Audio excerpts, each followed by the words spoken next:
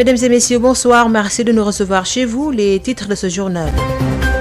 Près d'une tonne de produits prohibés saisis à Kaolack et à Kaffrine par la douane. Il s'agit de 426 kg de faux médicaments à Kaffrine d'une valeur de 18 557 000 francs CFA, composés essentiellement de produits aphrodisiaques, et 540 kg de chanvre indien saisis en 24 heures par des douaniers de Kaolack, estimés à 46 millions. Et puis l'opération Tonnerre de l'Organisation mondiale des douanes a permis de saisir des produits et organes d'espèces menacées à l'AIBD.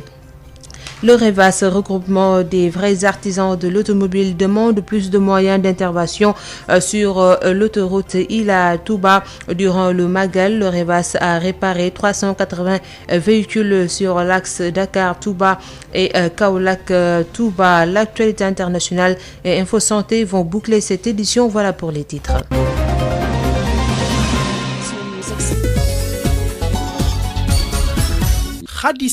Et à la présentation, Pape Abdoulaye Dieye assure la mise en onde. Bienvenue. Près d'une tonne de produits prohibés ont été saisis à Kaolack et à Kaffrine. Il s'agit de 426 kg de faux médicaments à Kaffrine d'une valeur de 18 557 000 francs CFA, composé essentiellement de produits aphrodisiaques, et 540 kg de chanvre indien saisis en 24 heures par des douaniers de Kaolack, estimés à 46 millions. L'opération Tonnerre de l'Organisation mondiale des douanes a permis de saisir des produits et organes d'espèces menacés à l'AIBD. Et puis direction Diourbel, où nous retrouvons Adam Ndiaye. Le REVAS, regroupement des vrais artisans de l'automobile, demande plus de moyens d'intervention sur l'autoroute Ila-Touba. Adam Ndiaye, bonsoir. Bonsoir. Oui, durant le Magal, le REVAS a réparé 380 véhicules, mais il demande plus de moyens d'intervention. Voilà, donc les rideaux sont tombés sur la 126e édition du Grand Magal de Touba, et l'heure est au bilan donc des différentes activités.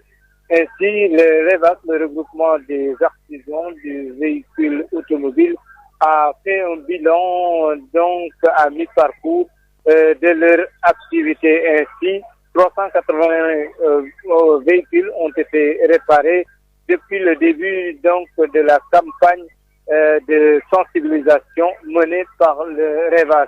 Ainsi, Cheikh Dianka, le président du REVAS de Dakar, estime qu'ils ont eu beaucoup de difficultés pour accéder à l'autoroute Ila-Touba, et selon lui, il y a eu un manque de sécurité au niveau de cet axe, malgré donc les différentes sollicitations notées au niveau de l'autoroute Ila-Touba.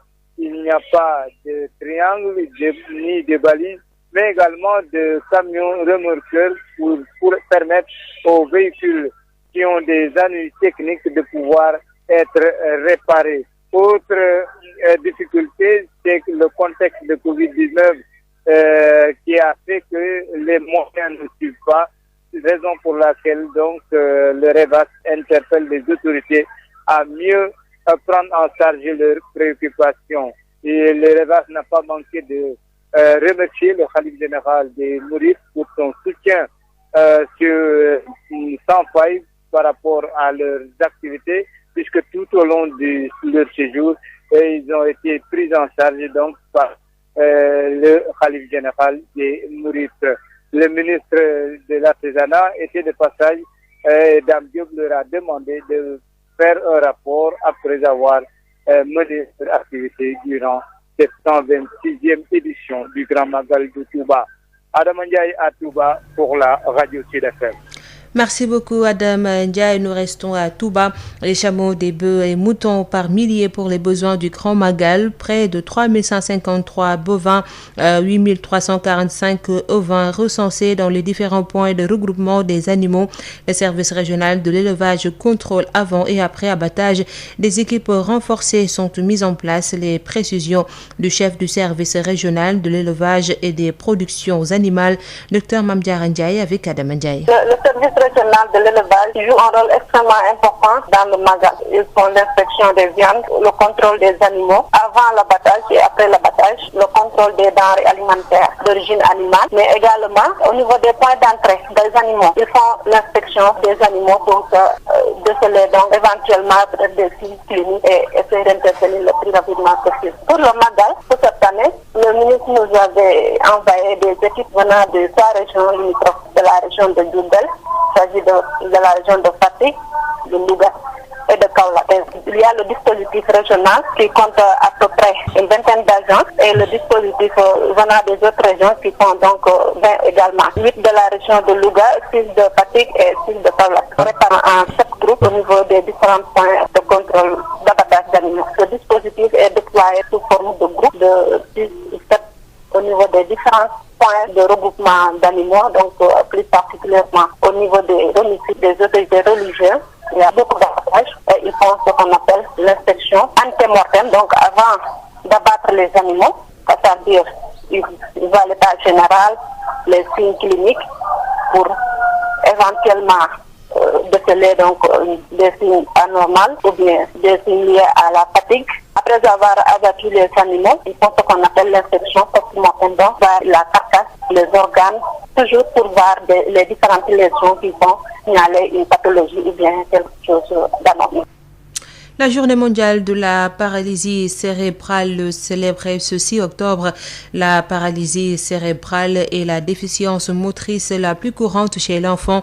Elle touche 17 millions de personnes dans le monde. Pas de statistiques au Sénégal, mais sur 1000 naissances en Afrique, 10 sont touchées. Professeur Moustapha Ndiaye, neuropédiatre avec Babacar Samb. Donc la paralysie cérébrale, ce sont des enfants qui présentent un retard posturomoteur.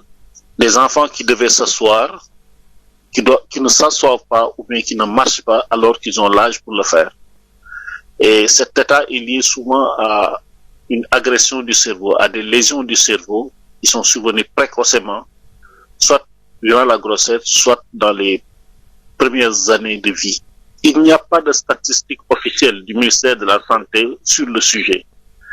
Mais ce qu'on peut dire, c'est que dans notre pratique, que ce soit à l'hôpital d'enfants Albert Royer comme en neurologie, après l'épilepsie, c'est le second motif de consultation des enfants. C'est vous dire que c'est une affection qui est très fréquente dans la population pédiatrique. En Afrique d'une manière générale, les estimations, suivant les pays, varient entre 2 et 10 pour 1000 naissances vivantes. Donc, si vous situez le Sénégal dans cette fourchette, vous avez une idée de la prévalence de cette affection chez nous. Les causes de paralysie cérébrale sont très nombreuses, mais on peut dire que au Sénégal et en Afrique en particulier, il y a 2 principales causes. La première, ce sont les anomalies de la grossesse et de l'accouchement. La deuxième, ce sont les infections du cerveau. Fuite à l'usine du Point B de la Seine-Eau-6 au front de terre, un panne qui entraîne des perturbations dans la distribution de l'eau dans Dakar. Face à ces dysfonctionnements, le projet Relifting a été lancé sur 3 grands chantiers pour la réfection des réservoirs. Les choses reviendront à la normale dans la soirée, nous dit Josette Kali. La Seine-Eau face à 3 grands chantiers d'une importance capitale pour un règlement des dysfonctionnements connus dans la distribution de l'eau dans Dakar ces derniers jours dû à une fuite dans le circuit. Malik Mbaye, directeur régional de la production Dakar, par ailleurs responsable des ouvrages de production de Thiès à Dakar. 3 chantiers qui sont tous les 3 ultra critiques. On ne peut pas ne pas faire ces travaux. On peut dire que c'est le cœur du système. Quand cette usine fonctionne correctement, le système fonctionne correctement. Pourquoi cette journée aujourd'hui? Parce que l'importance de ce site fait qu'il y a des situations et des dysfonctionnements que nous ne pouvons pas permettre, laisser perdurer. Nous avons des difficultés à l'isoler, nous avons des difficultés à le sécuriser sur les installations électriques et nous avons une fuite importante que nous n'arrivons pas à traiter dans les règles de l'art sans avoir organisé cette journée, c'est-à-dire d'arrêter le système pendant quelques heures pour pouvoir traiter cet incident correctement. Pour éviter que la situation ne dégénère et que les réservoirs ne soient plus endommagés, Le projet relifting a été mis en place. Ce site va être relifté du point B qu'on appelle en route vers le forum. C'est le cœur du système. Il va être relifté. Mais ce que nous sommes en train de faire, nous, c'est ce qui est un peu en profondeur, ce que vous ne verrez pas quand nous serons là. Et face à cette situation, l'eau se fera rare dans quelques quartiers de la capitale, Malick Mbaye. Nous avons arrêté le système. Donc il n'y a qu'une partie des localités de Rufisque et de la banlieue qui sont alimentées. Mais sinon, Dakar-Ville n'est pas alimentée parce que Dakar-Ville est alimentée à partir de ce site. L'arrêt de ce site entraîne l'arrêt des systèmes de pompage vers les différents réservoirs qui alimentent donc la ville de Dakar. La Sen'Eau promet un rétablissement dans la distribution normale de l'eau d'ici 10 à 12 heures de temps. Sud FM vous transporte partout au Sénégal et dans le monde. Sud International. Au Mali, toujours pas d'annonce officielle concernant la libération de la Française Sophie Petronin, enlevée à Gao il y a près de 4 ans. Pour ses proches, c'est encore l'attente. Sébastien Chado Petronin s'est exprimé sur RFI. Son fils est arrivé à Bamako ce mardi après-midi pour pouvoir être présent en cas de libération de sa mère. Toujours au Mali, premier conseil des ministres du nouveau gouvernement de la transition ce mardi 6 octobre à la primature. Les 25 nouveaux ministres avec à leur tête le premier ministre ont tenu cette réunion sur les missions qui attendent le groupe durant les 18 mois que va durer la transition. Sori Ibrahim Mega. Devant les membres de son équipe, Mokhtar Wane rappelle les missions du gouvernement conformément à la charte de la transition. Le rétablissement et le renforcement de la sécurité sur l'ensemble du territoire national. Deuxièmement, le redressement de l'État et la création des conditions de base pour sa refondation. Troisièmement, la promotion de la bonne gouvernance. Quatrièmement, la refonte du système éducatif. Cinquièmement, l'adoption d'un pacte de stabilité sociale. Sixièmement, le lancement du chantier des réformes politiques, institutionnelles, électorales et administratives. Septièmement, l'organisation des élections générales. Enfin, la mise en œuvre de l'accord pour la paix et la réconciliation au Mali, issu du processus d'Alger. Pour ce faire, il invite ses ministres au respect de certains principes. 3 principes directeurs doivent nous guider. L'engagement, la détermination et la solidarité. Notre premier devoir face aux défis d'ordre sécuritaire, politique, économique et social auxquels notre pays est confronté aujourd'hui réside dans l'engagement sans faille de chacune et chacun d'entre nous, et ce, à tout moment. Pour lui, l'ambition de ce groupe doit être la satisfaction des besoins des populations. La deuxième exigence dans notre pratique doit résider dans notre détermination à conduire les réformes voulues par notre peuple, et ce, avec rigueur et humilité. Nous devons, à cet égard, prendre à chaque fois que de besoin des mesures fortes et courageuses en vue d'apporter des réponses durables aux attentes légitimes de nos concitoyens en vue d'un mieux-être partagé et continu. Nous devons, pour cela, privilégier le dialogue et la concertation tout en veillant à la transparence dans la gestion des affaires publiques. Les nouveaux membres du gouvernement ont tous répondu à cette première rencontre et ont été invités également à une gestion transparente de leurs différents départements. Sori Ibrahim Mega, Bamako pour Sud FM. Le FMI encore au chevet des plus pauvres en cette période de crise mondiale. Le fonds a approuvé lundi le versement d'une nouvelle aide d'urgence pour 28 pays dont 22 sont en Afrique.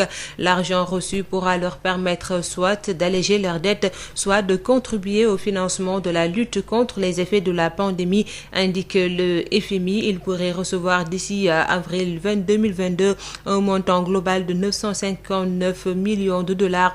L'avantage de ce fonds fiduciaire étant qu'il s'agit de dons et non de dettes remboursables. Les pays peuvent utiliser l'argent soit pour alléger leurs dettes, soit pour lutter contre la pandémie et ses effets, notamment pour l'amélioration des systèmes de santé. En Afrique, à l'exception du Rwanda, ce sont les moins riches qui sont servis. Le Mali, pourtant éligible, est encore sur la liste d'attente. Le fonds veut d'abord savoir si la communauté internationale reconnaîtra le nouveau gouvernement issu du régime militaire. 22h15 c'est l'heure de parler santé avec Marie-Rosalie Ndiaye.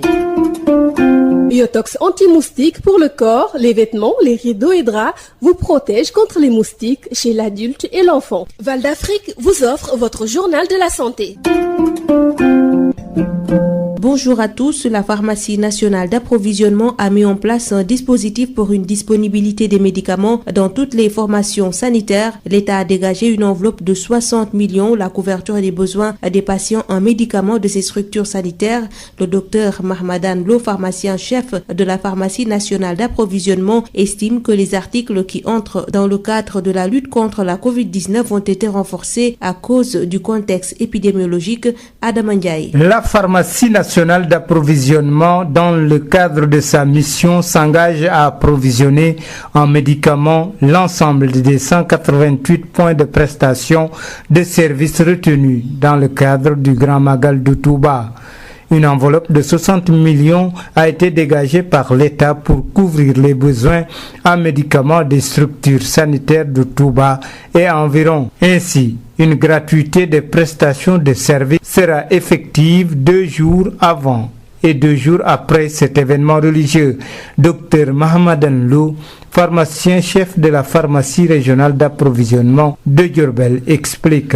À l'heure où nous parlons, le dispositif est presque en place parce que l'ensemble des formations sanitaires ont déjà reçu leur dotation et en plus de cela aussi l'ensemble des kits devant permettre aux points de prestation de prendre en charge les patients sont déjà confectionnés et l'acheminement est prévu demain à Touba. Des mesures particulières ont été prises à cause de la pandémie de la Covid-19. Par rapport aux kits, on a renforcé les articles qui entrent dans le respect des mesures barrières, notamment les masques, les gels hydroalcooliques. Dans le cadre de la disponibilisation des médicaments aussi, on a un stock assez important, assez suffisant qui nous permettra à coup sûr de répondre à l'ensemble des sollicitations aux besoins. Il faut le rappeler, la région de Diourbel a connu quand même, dès le début de la pandémie, plusieurs cas de Covid et la gestion se passe correctement. On n'a pas de grandes difficultés. Un stock suffisant a été mis en place pour répondre à l'ensemble des sollicitations et aux besoins des patients durant le Magal Diourbel Sud FM. Adam Ndiaye. Après la tisane miracle contre le Covid-19 baptisée Covid Organics ou CVO, présentée par les autorités comme un remède au virus,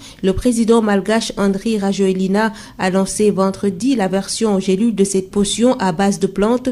Selon les statistiques officielles du gouvernement, 7 millions de personnes ont testé la tisane Covid Organics à Madagascar, mais à ce jour, aucune étude scientifique n'a prouvé son efficacité. En mai, l'OMS a mis en garde contre toute tentation de promouvoir sans test scientifique la potion vantée par Andry Rajoelina. Madagascar a enregistré 16 493 cas de Covid-19 et 232 décès pour 25 millions d'habitants. C'est tout pour aujourd'hui. Merci de nous avoir suivis. Biotox anti-moustique pour le corps, les vêtements, les rideaux et draps vous protège contre les moustiques chez l'adulte et l'enfant. Val d'Afrique vous a offert votre journal de la santé.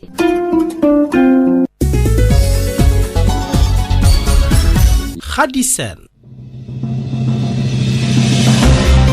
Le rappel des titres, près d'une tonne de produits prohibés saisis à Kaolack et à Kaffrine par la douane sénégalaise. Il s'agit de 426 kg de faux médicaments à Kaffrine et 540 kg de chanvre indien à Kaolack. Par ailleurs, l'opération Tonnerre de l'Organisation mondiale des douanes a permis de saisir des produits et organes d'espèces menacées à l'AIBD. Le REVAS, regroupement des vrais artisans de l'automobile, demande plus de moyens d'intervention sur l'autoroute Ila-Touba.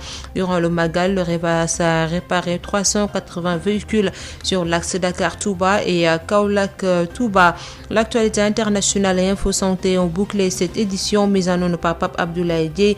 Merci de nous avoir suivis. Vous avez droit à un plateau spécial sur le Grand Magal de Touba. Ce sera avec Oustas Alioune Mbaye juste après Sud Éducation.